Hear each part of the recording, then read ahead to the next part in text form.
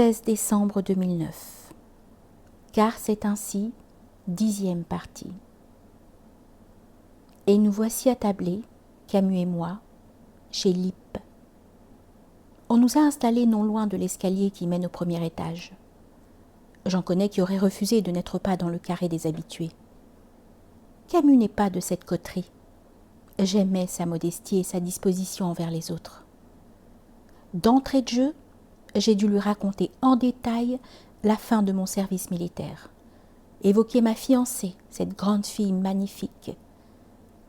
À cette allusion à noces, il commença par sourire. Puis se rembrunissant, il me dit « La vie n'est pas la littérature ». Ce que je contestais. Non, mais la littérature reflète parfois la vie. Comment en effet ne pas l'irriter par des références constantes à son œuvre, tout en restant ferme sur un point? Cet accord parfait entre lui et celui que je devenais depuis que je le lisais, sans qu'il me fût possible à ce moment précis de discerner ce qui provenait de lui et ce qui procédait de mon être profond. Épaule contre épaule, nous parlions à voix basse malgré le brouhaha. Une sorte de murmure, comme il arriva lors de notre première rencontre. Cœur à cœur, vrai de vrai, jamais je n'avais eu l'impression d'être aussi bien entendu. Peut-être cela venait-il de ce que jamais je n'avais aussi bien écouté. À un moment, j'ai cru pouvoir en appeler à Saint-Augustin, notre Saint-Augustin, ai-je précisé, lequel avait eu cette formule « crede ut intelligas », qui signifie « crois si tu veux comprendre ». Ce serait trop beau, rétorqua-t-il, s'il suffisait de croire pour comprendre. Certes, mais en revanche, que comprendre à ce monde, à cette vie, à notre mort sans l'aide de la foi? Tout à coup descendirent de l'étage 3 messieurs. Jules Roy ouvrait la marche, suivi de Robert Canters et de Gilbert Sigaud. Quand il aperçut Camus, Jules Roy se figea. Une ombre passa sur son visage. De la main, Camus l'invita à avancer.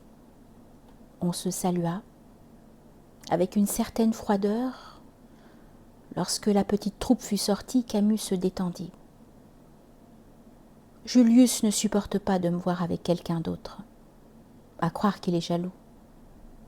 Il fait mon siège pour déjeuner avec moi. Je m'y refuse.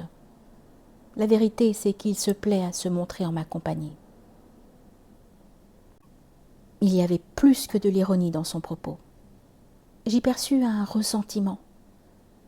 Au lieu de laisser filer l'instant, j'ai profité, triple sot que j'étais, de la confiance qui venait de m'être accordée par cette confidence pour demander s'il se me serait possible de rencontrer René Char. « Qui donc croyez-vous être ?» s'écria Camus. « Pensez-vous que l'on approche ce poète par simple curiosité ? René Char est mon maître. C'est un homme considérable. Non, ce n'est pas possible. » Le nez dans mon assiette, l'épaule basse, je ne savais où me mettre. Me blessa, comme je ne saurais dire son « Qui donc croyez-vous être ?» N'en parlons plus, dis-je enfin d'une voix blanche.